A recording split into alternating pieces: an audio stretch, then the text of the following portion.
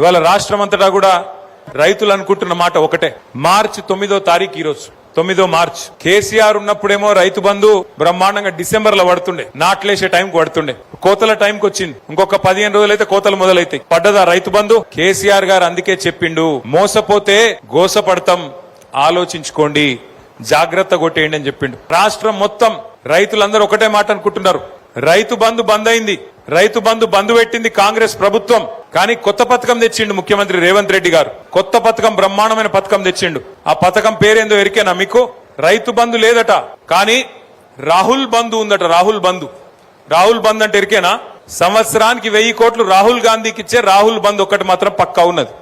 రైతు బంధు మాత్రం లేదు. 3 సార్లు ఎగ్గొట్టిండు. ఒకసారి కాదు, 2 సార్లు కాదు, ఇది 3వసారి రైతు బంధు ఎగ్గొట్టిండు ముఖ్యమంత్రి. రాహుల్ బంధు అనే పథకం పెట్టి, ఆ రాహుల్ బంధు పథకం కింద ఆయన సీటు కాపాడుకునేందుకు గాంధీ కుటుంబానికి, రాహుల్ గాంధీకి పైసలు కమ్మి పడ్డాయట. అందుకే రాహుల్ గాంధీ గారికి సంవత్సరానికి 1000 కోట్లు ఇచ్చి పదవి కాపాడుకుంటాడట ముఖ్యమంత్రి గారు. ఆయనకు తెలుసు, ఇప్పుడు రైతులకు ఓట్లు వేయించుకున్నాడు, అబద్ధాలు చెప్పిండు, ఓట్లు వేయించుకున్నాడు. ఇక 5 ఏళ్లు ఆ సీట్లో కూర్చోవాలంటే ఏం చేయాలి? మరి ఏం చేయాలంటే రాహుల్ గాంధీ గారికి సామంతరాజు లెక్క ఢిల్లీ గద్దెకు కప్పం కడతా ఉండాలి. మరి ఆ కప్పం కట్టాలంటే ఏం చేయాలి? పేదవాళ్ళ భూములు గుంజుకోవాలి. భూములు గుంజుకొని ఆ భూములు అర్రాసి పెట్టి పేదల ఇండ్లు గులగొట్టి, చూస్తున్నారు కదా ఎన్ని ఇండ్లు గులగొట్టిండో. మొన్న ఖమ్మంలో గులగొట్టిండు 1000 ఇండ్లు ఒకటే దగ్గర.